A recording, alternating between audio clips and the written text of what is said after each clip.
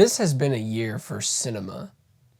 It's been a great year, but it's also been a really, really bad year, especially for big budget Hollywood films. And my goodness, just to start this off, I'm gonna only have one dishonorable mention, and that is Megalopolis. Francis Ford Coppola poured millions of dollars, his own money, into this film, and we got one of the most, I will say this, it had my attention. I wasn't necessarily bored because it's so wild, but wild in all the wrong ways. These are the movies that I think are bad that I have seen. Let me know your worst. Now, starting off with number 10, we have Red One. Is my face still there? Yeah, you look good. Imagine having $250 million. I believe that's what the budget was, maybe 225, and you get this end product, where you have Dwayne "The Rock" Johnson, Chris Evans in a movie together, J.K. Simmons, and we have this. Amazon MGM Studios just decided to give us the most generic Christmas action movie of all time, with CGI that doesn't even make sense for the budget. Where did all that go? To the water bottles that Dwayne "The Rock" has to use? That was just a little fun jab. But besides that, this movie was just bad on all levels. It wasn't really that funny. There was maybe one or two moments that had me chuckle, and the only highlight was Krampus. Too bad he wasn't in the movie as much. And number 9 is Argyle. Oh my God. Oh my God. Oh my God. Can we talk about how Henry gets mistreated by all these studios? It's like they don't even know what to do with one of the best God-given actors of our generation. They're just like, yeah, have him show up in a movie that looks like he's gonna be the main lead, but really he's not.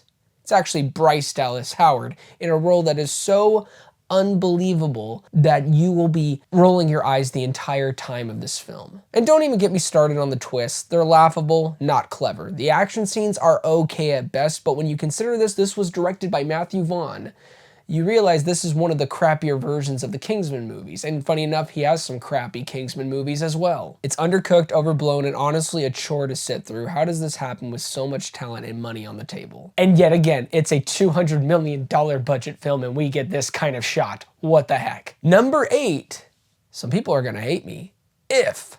Oh my God. Wow, my eyes can taste it. I'm so sorry. You don't taste that in your eyeballs? This movie is all about imagination, but it sadly does nothing with that sentiment. There is no creativity that I found in this that had me locked into the plot or locked in with the characters. And I love Ryan Reynolds, but this is one of his most phoned in performances I've ever seen. It's not necessarily lazy, it just feels like he's pulling a Ryan Reynolds shtick.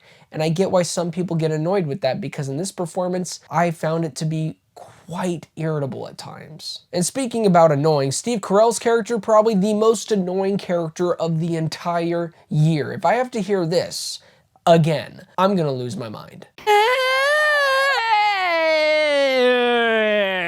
The movie wanted to be whimsical and touching, but what we got instead was a forgettable mess of a film. Number 7, I Saw the TV Glow. Now, I know this movie has a lot of fans behind this project, and I actually admire the themes behind the film and really what it's talking about. But as an overall film and how it's executed, it did not work for me at all. It was actually a miserable experience to get through this story. Long drawn out scenes that go nowhere, characters that grated on my nerves, and an ending that left me completely just confused. Like, what? Wait, what was that? I get what it's going for, and I appreciate the artistry. I just could not connect with the story. It's one of those movies where if it clicks for you, it will definitely click for you. But for me, it was an overindulgent slog that left me cold. Not everything experimental lands, and for me, this kind of missed the mark. It actually, no, it just missed it completely. Number 6, Lisa Frankenstein. I get some people are saying this is gonna be a cult classic or whatever, and not for me at all. I love Catherine Newton and I love Cole Sprouse, and their chemistry is kind of funny at times. I do buy into their performances, but the script, the direction, and funny enough, I actually like the director. She directed Jennifer's Body, but all of that kind of charm and dark comedy horror edge that she had before, I didn't really feel that here. And I know some people are gonna say, you're wrong, I did feel it, but this was just my opinion, my journey for it, and it just didn't work. The writing is cringy and the situations the characters find themselves in aren't clever or funny at all. And people are already calling this campy, but there's a difference between campy and just being bad. Here we go with number 5, Drive Away Dolls. Wow, you've had a full day. Here's the missing ingredient. This movie only has one Coen brother. Margaret Qualley's character is so obnoxious and not in an endearing way. The humor is just kind of juvenile, the dialogue feels forced, and the plot is just so hollow. It also has some cameos with Miley Cyrus and Matt Damon that don't really go anywhere, and the comedy behind it doesn't land for me. It's like they took all the worst parts of a Coen brothers film and tried to mash them into one, and it just brought a major disappointment of a project. Number 4, Craven the Hunter.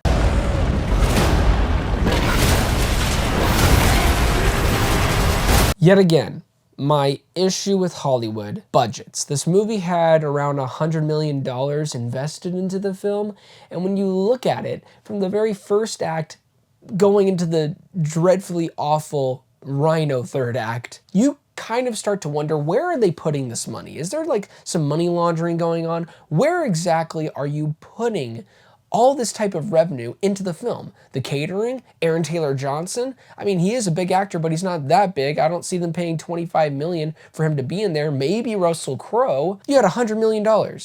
And we get this. Aaron Taylor Johnson is doing his best, but the script just doesn't give him anything to work with. The action scenes are bloody, sure, but they're so short and forgettable, you literally will go into the next scene not remembering what just happened. This whole universe feels like a waste of time and money, and Craven is just another entry in a long line of flops. Number 3, The Crow. It's not anger. It's love.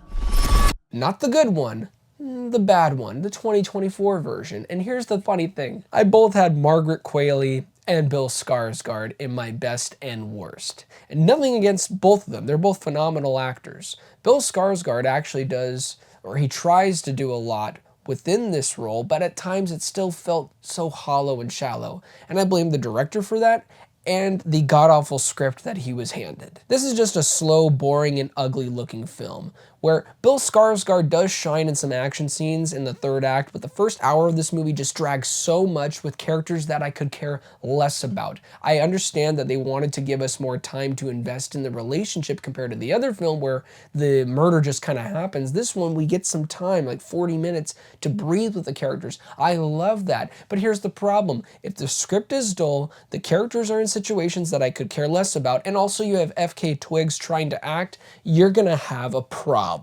This is what happens when you try to revive something without understanding what made the first thing special. Number 2, the worst Sony film, Madam Web. He was in the Amazon with my mom when she was researching spiders right before she died. I just want to put something out there. Who asked for this film? Nobody. Nobody asked. Look at the box office. That tells you exactly the amount of people that were caring about this film. Dakota Johnson is completely checked out. You can tell just by looking at her that she does not want to be on the set. The dialogue is awful. It's the worst ADR I've ever heard in my life.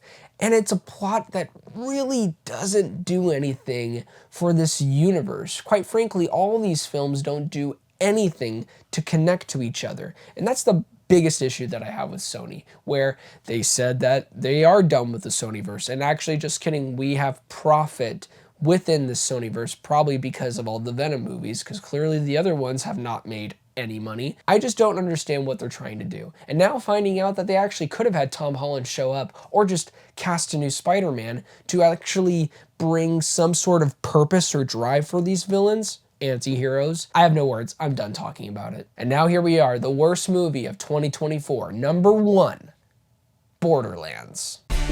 Actually, scrap that. can. I really can. Actually, it's helping. Are we really waiting for this to finish? This is supposed to be based on a beloved video game franchise that I personally have no stake in. I could care less about the video games. I could care less if you change the backstories of all these characters and they look completely different than their counterparts. I don't care. I just want a good movie. And Eli Roth didn't even get close to making a mediocre film. This is an absolute train wreck with clear reshoots that didn't help the film at all. It actually probably made it worse.